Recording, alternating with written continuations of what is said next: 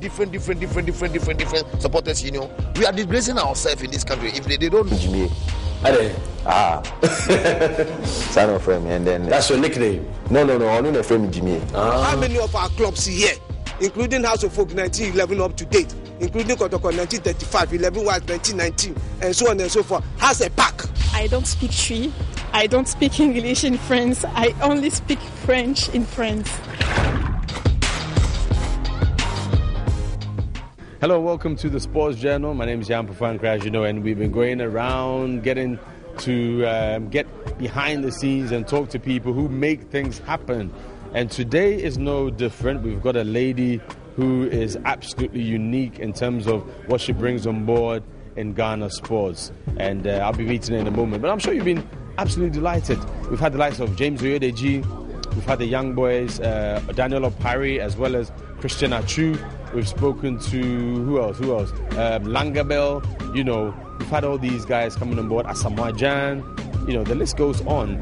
And we've had Mathilde Boateng, the French athlete. Today we have another lady. She is a retired FIFA official. They're not common, and that is why we've grabbed her to talk to her. Ladies and gentlemen, let us meet Vivian Aggor. She comes across as very shy and very soft-spoken, but on the field, you're a very, very tough lady. But tell us a bit about your background as far as football is concerned. Well, I never played football at the competitive level, but I was brought up amongst boys. And my brothers would put me in the goalpost and say I should prevent the ball from entering the goalpost. So that's how I derived the interest in soccer.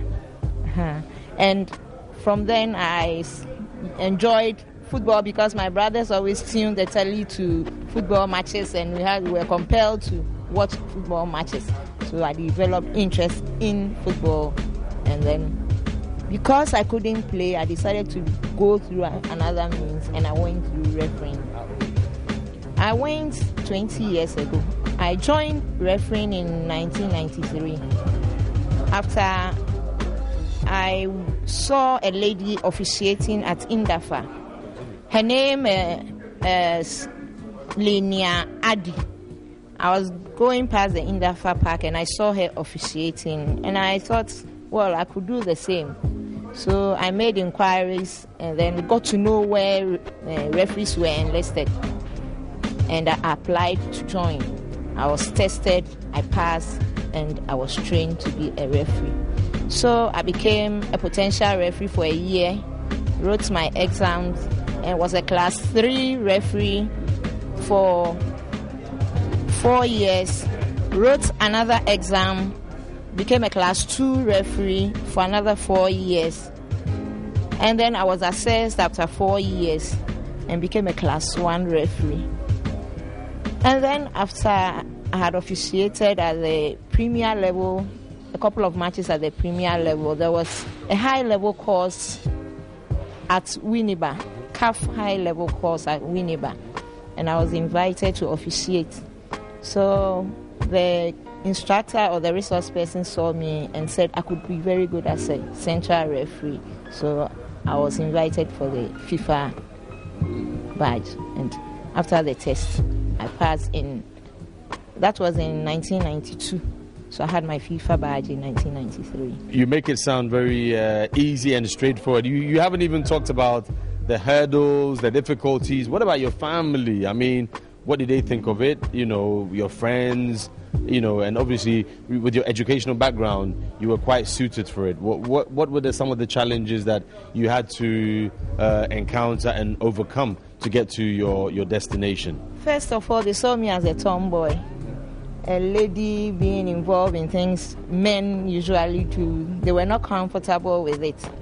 And then in the beginning, I had to attend under 12 matches where you encounter a lot of abuses, insults, and people even come to my house with threats. Under 12? Mm-hmm. And my parents told me to stop. But because I enjoyed it, I withstood it. I could face them. Sometimes there are assaults, and I don't know, but I think I'm very tough. You don't look tough. You look like somebody who couldn't harm a fly. But in terms of a male-dominated area and then you having to go there, what happens when sometimes we're all human beings and you make mistakes? How do you feel when the men descend on you and they're like, she's a woman, she shouldn't be officiating in a man's game and blah. How did you deal with that? There were times I hit back when they tried to strike at me. Hit back with my small fist. There were times I had to run away. There was an instance I ran away to the Achimota police station. I was being chased to the police station by fans. There were times I had to lash out with my assistant referee to take the post I was holding at people who were insulting me because they were trying to intimidate me. But by and by I realized they couldn't do anything to let me change my attitude and my decision. So they became friends with me. So from there they realized I was somebody who was not biased. I knew what I was doing. And because they realized I knew what I was doing, they also came to trust me the more. And one important thing was, those people I started from under 12 with are the same people I met when we were at the premier level, like Asamoah Gyan had under 12, right? So they had that respect. That's right. So they knew me from the lower level, and then when we got there, they realized I was the same person. So they never gave up. It's interesting you talk about Asamoah Gyan and other players, Derek Boateng and all those, Godwin Atram, all these boys.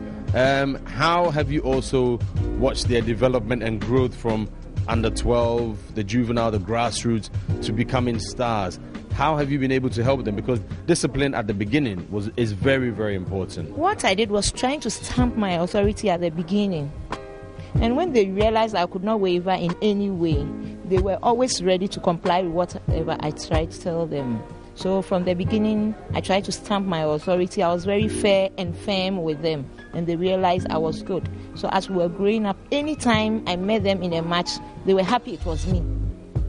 When they realized I was the one there, they would say, hey, that's the lady, this woman, no nonsense. So don't go and do anything that will bring problems on us, and the match will be a success. Tell us about some of the hardest things that you had to face as a professional referee, either in the job or in your private life, because footballers have two lives, and so would you. What are some of the challenges or sacrifices that you've had to make over the years to get to where you've been or where you are now? Sacrifices. I had to sacrifice my sleep because I wake up and I jog for an hour before I go to work, because I work at the Ghana National Fire Service. So I have to get up very early and jog for an hour, come and wash down before I go to work. Sometimes I get to the office and I'm very tired. And then sometimes I have to close from work and then travel all the way to Wa or Tamale for a match and come back and go to work the next day. Now going to Tamale, the former Caladan Park, officiating there has not been very easy. And at Wa, but all the same, we were able to go to implement the laws, and then everything went on well. Well, we're talking to retired FIFA referee Vivian Aggor, and she's taken us through some of the things that she's been through in her life as a professional referee and some of the challenges and the trials. Perhaps it could serve as motivation for young girls and indeed young boys out there who would want to pursue her path. Let's go for a quick break on the journal. When we come back, there's more. Let's